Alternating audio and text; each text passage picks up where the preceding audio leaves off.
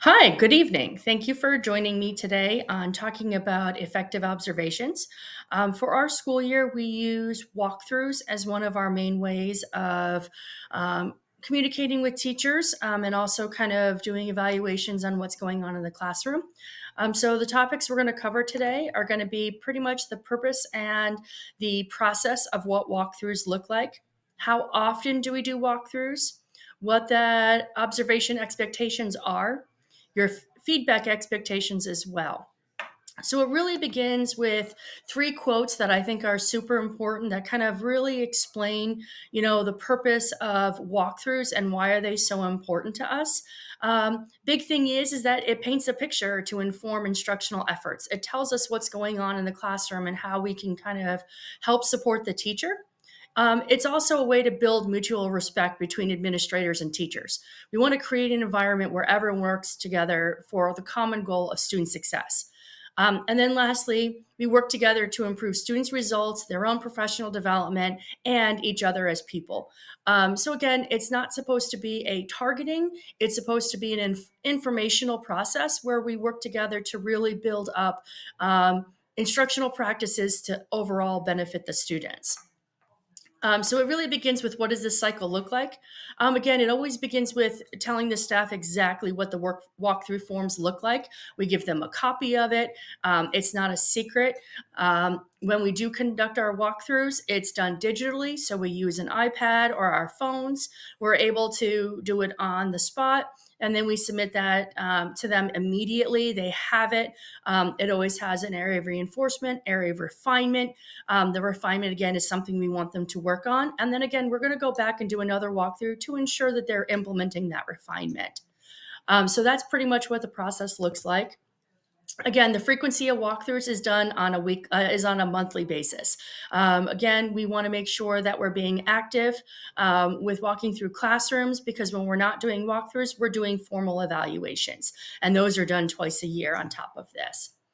So when we're really observing, we're going to be looking at what we expect from us. So we're going to be walking in that classroom unannounced, so no one's going to know we're going to be showing up.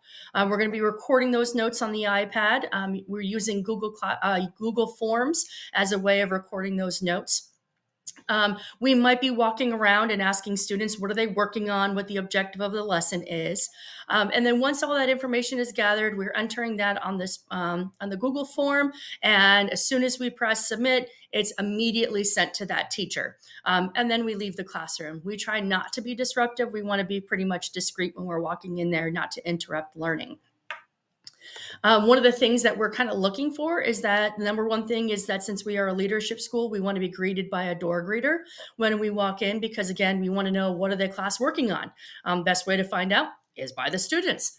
Additionally, we're looking to see if the students are on task, are they paying attention.